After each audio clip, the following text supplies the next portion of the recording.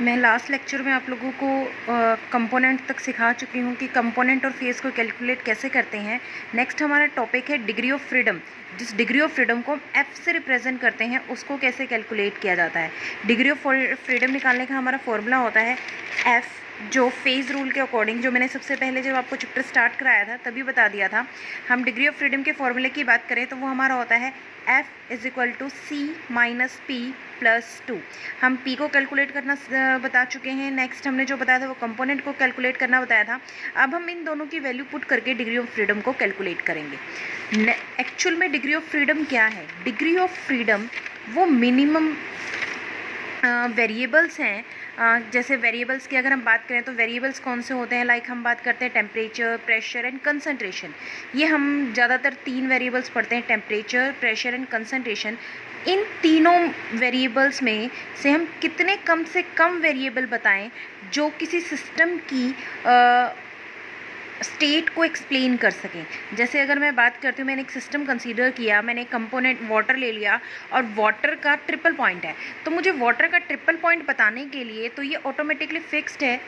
Water का triple point कितना होता है उसको हम चेंज नहीं कर सकते, तो उसको बताने के लिए हमें मिनिमम कुछ भी बताने की ज़रूरत नहीं है।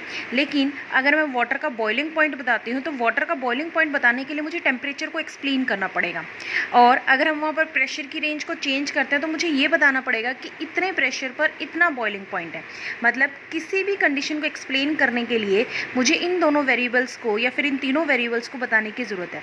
तो वो जितने वेरिएबल्स हमें बताने पड़ते हैं, कितने वेरिएबल्स होने चाहिए वहाँ पर, टेम्परेचर, प्रेजेंट, कितने प्रेशर या कंसंट्रेशन, या तीनों होने चाहिए, तीनों में से कोई एक होना चाहिए, उसी को हम डिग्री ऑफ फ्रीडम कहते हैं।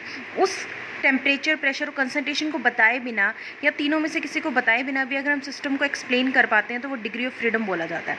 एग्जैक्ट डेफिनेशन है number of variables such as temperature, pressure and concentration which can be varied independently without altering the number of phases. Number of phases को चेंज किए बिना इंडिपेंडेंटली वो वेरिएबल्स जिनको हम count करते हैं उसी को हम डिग्री ऑफ फ्रीडम बोलते हैं। इसको एफ से रिप्रेजेंट किया जाता है। अब अगर मैं एक प्योर गैस की बात करूं, आपको पता है प्योर गैस या आइडियल गैस की बात करते हैं तो वो आइडियल गैस इक्वेशन को फॉलो करता है। PV is equal to NRT, P pressure, V volume, N number of component, N number of moles, R constant है और T। तो मतलब N और R को अगर मैं कंसीडर ना करूँ यहाँ पर वॉल्यूम से, यहाँ पर अगर हम कंसीडरेशन लेंगे तो वो वॉल्यूम की कंसीडरेशन हमारी कंसंट्रेशन से होगी। और N का मतलब हम यहाँ पर एक गैस मोल के लिए निकालने की बात कर रहे हैं, तो हमारा N और R दोनों ही कांस्टेंट है। तो हमें जी तीनों में से किसी एक दो वेरिएबल्स को बताने की ज़रूरत है। जैसे P, V, T, अगर मुझे 2 वेरिएबल्स ढूंढने होंगे इनमें से, प्रेशर, वॉल्यूम एंड टेम्परेचर, अगर मैं 2 बता देती हूँ तो मैं इस तीसरे को ऑटोमेटिकली काउंट कर सकती हूँ। आपको अगर याद हो, पिछले जब आपने गैस लॉस पढ़े होंगे, गैसियस लो वाला चैप्टर किया होगा, तो वहाँ चैप्टर्स में आपको न्यूमेरिकल दिए जाते थे। उन न्यूमेरिकल्स को निकालते वक्त आपको कुछ ना कुछ इक्वेशंस बताई जाती थी कि इतना प्रेशर है, इतना वॉल्यूम है। आपको वो प्रेशर और वॉल्यूम बता देते थे तो आप उसके अकॉर्डिंग क्या करते थे, टेम्परेचर निकाल लेते थे। तो इसका मतलब हमें क्या है, इन दोनों को बताने की ज़रूरत है तो हम तीसरा काउंट कर लेते हैं।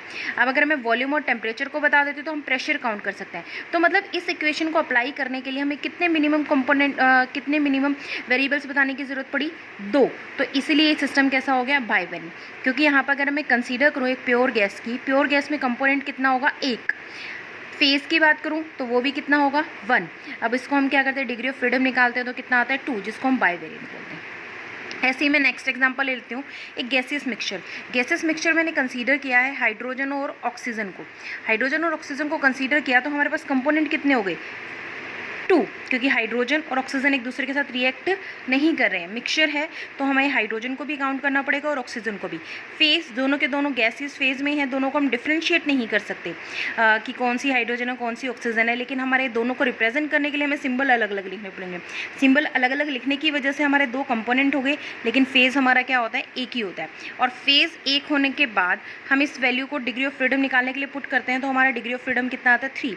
मतलब मुझे सिस्टम को एक्सप्लेन करने के लिए या फिर मुझे किसी एक चीज़ को बताना है तो मुझे इन तीनों वेरिएबल्स को बताना पड़ेगा, तभी मैं क्या करती हूँ, किसी और चीज़ को कैलकुलेट कर सकती हूँ। मैं सिर्फ 2 चीज़ों को बताकर तीसरे की वैल्यू नहीं निकाल सकती सिस्टम के लिए। मुझे प्रेशर, कंसंट्रेशन यानी कि वॉल्यूम और टेम्परेचर तीनों को एक्सप्लेन करना पड़ेगा। नेक्स्ट अगर मैं कंसीडर करूँ एक और सिस्टम, वाटर से वाटर वेपर